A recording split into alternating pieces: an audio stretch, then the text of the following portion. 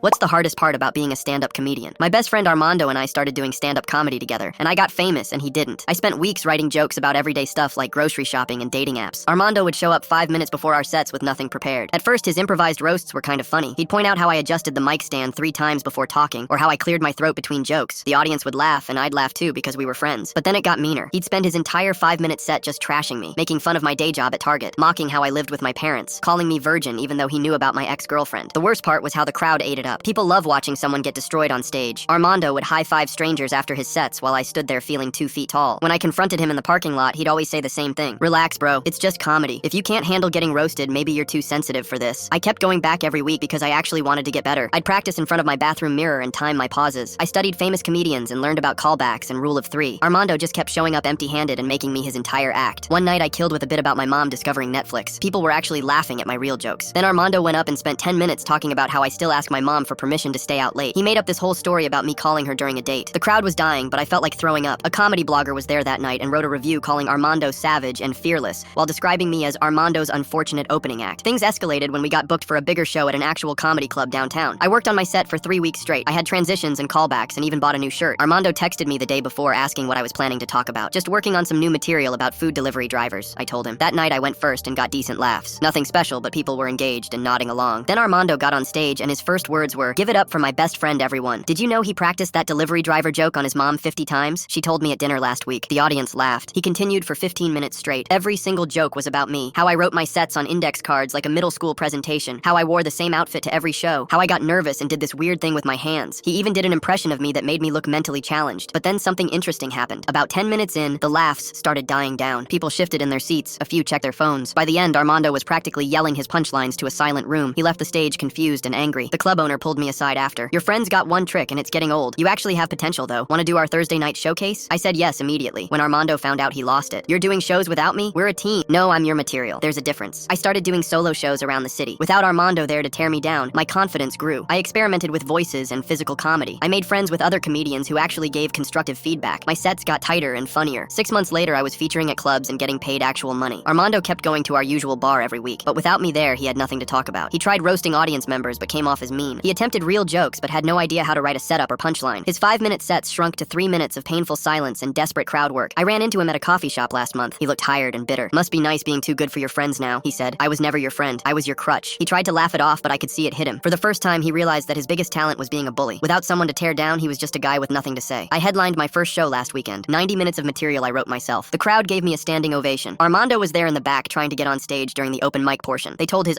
the list was full.